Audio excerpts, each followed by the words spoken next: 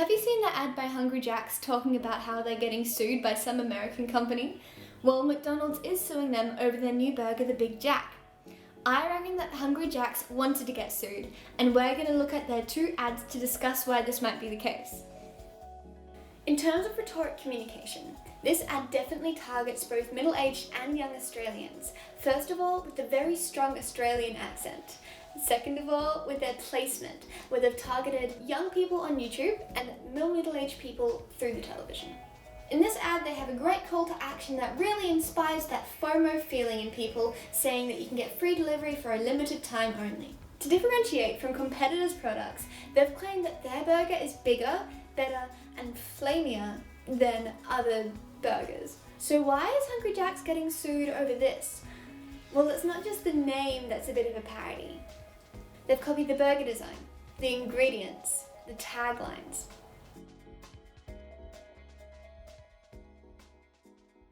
Someone's suing Hungry Jack's. They reckon Aussies are confusing the Big Jack with some American burger, but the Big Jack's clearly bigger with 25% more Aussie beef, flame grilled with a barbecue taste. And you can only get the Big Jack at Hungry Jack's. The burgers are better. I thought it was a bit funny. So why is this happening? And why would Hungry Jack's have seen it coming? Well, McDonald's don't want to lose their Big Mac trademark because it's at risk of becoming a genericized trademark, which is when it's just now a general term for everything of that type. For example, Band-Aids, Post-its, sellotape. You get the drift. Secondly, they don't want the Big Jack to get transference for all of the hard work they've put into marketing the Big Mac. Transference is when an advertised product develops the qualities or image of another sign. For example, when a celebrity endorses an unknown product, so we automatically think it has to be great. This doesn't forgive McDonald's at all, but we know they have a strong motivation for suing, and a history of it. McDonald's have often participated in trademark bullying, which is when a well-known company aggressively enforces its trademark laws over companies that might not even be in direct competition with them. This includes Big Pack, an alpaca meat burger in Brisbane from a small burger joint. It includes McMunchies, which was just a small corner store that had to change its name because apparently McDonald's didn't like them using the prefix Mac. I don't sympathise with McDonald's, and I don't think many of us do. Australians don't particularly feel inclined to love giant corporations.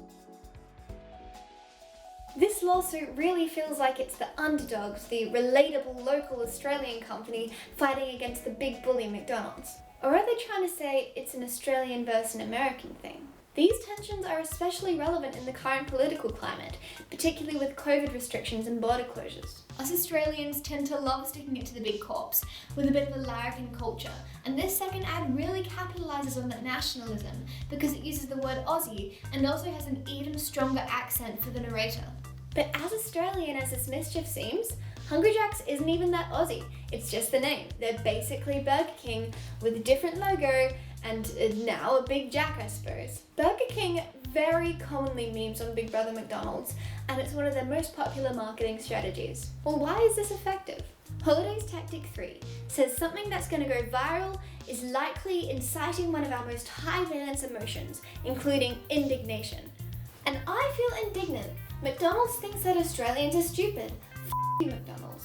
But f you, Hungry Jack's too, because this has nothing to do with being Australian and everything to do with you wanting to make money.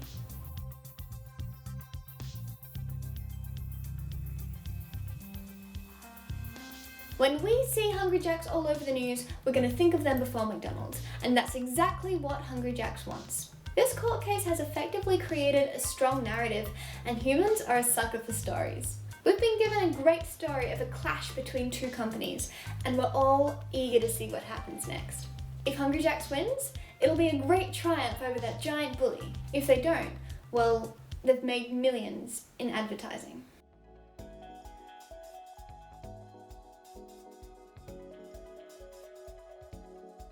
Their ultimate goal would be for Australians to think of Hungry Jack's before we think of McDonald's, and this would be a very expensive top-of-mind marketing campaign, but they've effectively gotten journalism and mass media to fund it at the very small expense of a court case.